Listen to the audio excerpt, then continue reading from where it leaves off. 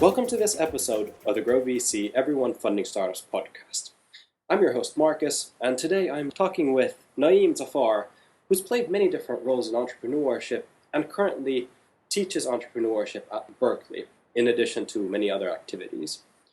So, thank you so much for joining us today. Thank you, Marcus. Would you give a short introduction to yourself for our listeners and a little background on where you've come from? Well, I was born in Pakistan and I went to school in Turkey. Then I came to US to get my degree in electrical engineering, undergraduate. And then I went to graduate school and I spent 10 years in engineering, 10 years in marketing, high-tech marketing. And then I was CEO of 3 different venture-backed companies before joining Berkeley to teach and write books.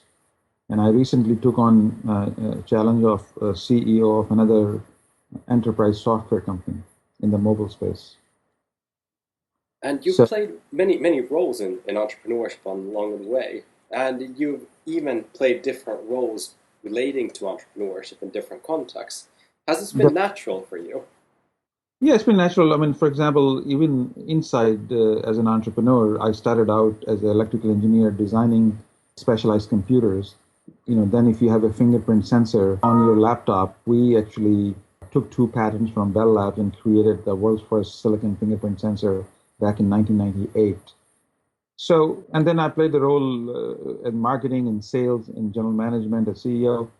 And then I was advising entrepreneurs as a Concordia Ventures company I set up after my CEO gigs in 2007.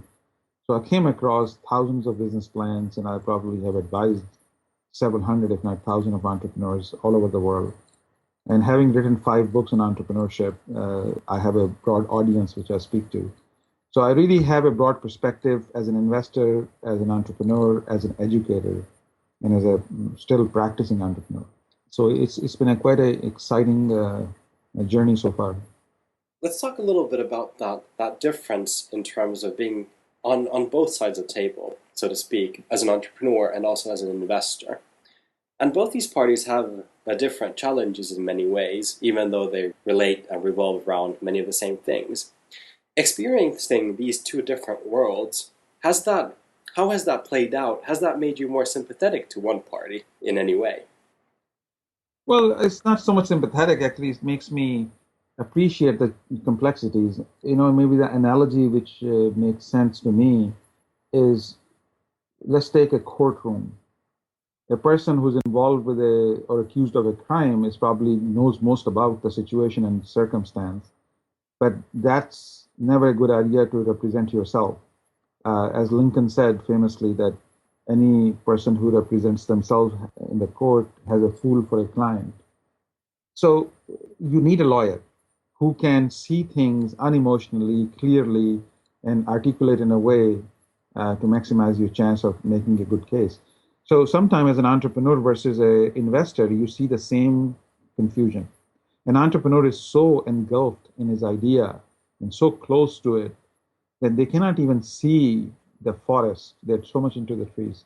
So they end up describing it in ways which doesn't connect with investor. So as an investor, when I put that hat on, the most important thing I want to see is the clarity of thought. When people ask me many times, and what do you do? Or somebody says, what does your company do? People go into some esoteric detail at the wrong level of the company. So I always advise people, tell me what you do with 2 thoughts. What problem do you solve? And who has this problem? To me, that's clarity of thought.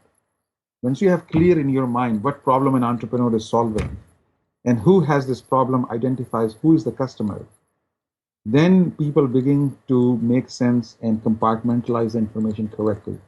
Because people only hear information which they know where to put it, which compartment of the brain they should put that information in. If they can't figure this out, they put it nowhere, and an entrepreneur becomes totally forgettable.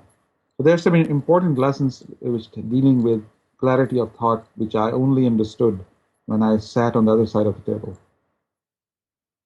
In these different roles, what do you enjoy the most in both being an entrepreneur, but then also looking at that from the investor point of view? As an entrepreneur, what you really enjoy is that you hopefully can attract and work with some of the smarter people in the world. And to me, that journey is the satisfaction.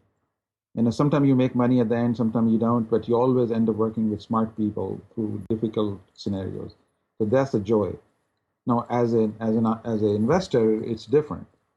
It's a little bit of that, but it's also is you are investing somebody else's money, sometimes your own, but mostly as a venture capital, somebody else's money, and can you maximize the returns?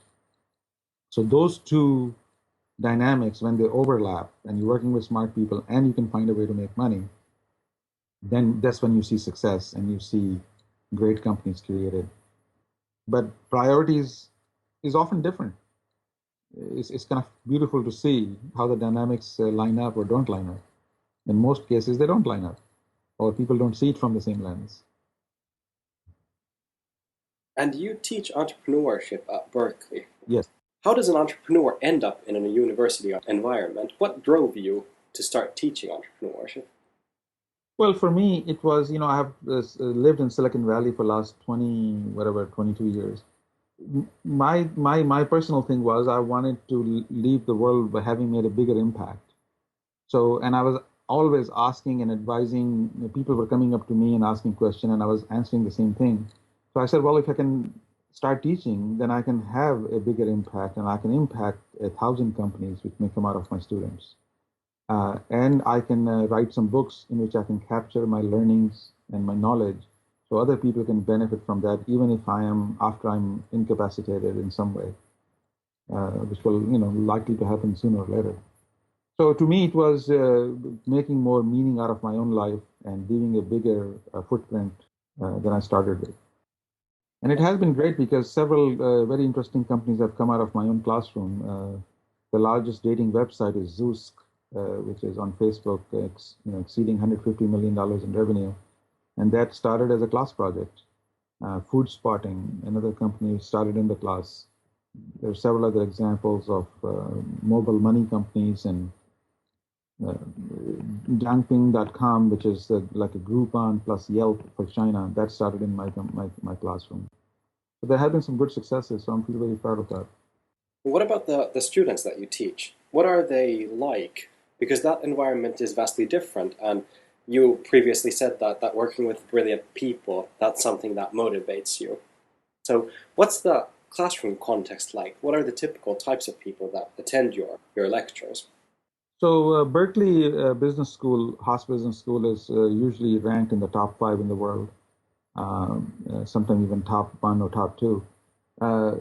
I mostly teach evening and weekend MBAs, which are people with this 5 to 8 years of working experience, usually in the late 20s, early 30s. And most of these people are coming from a large company, Genentech, Cisco, Oracle, Chevron. So many of them have thought about entrepreneurship. And so what usually happens, and very few of them, maybe less than 10%, are existing entrepreneurs.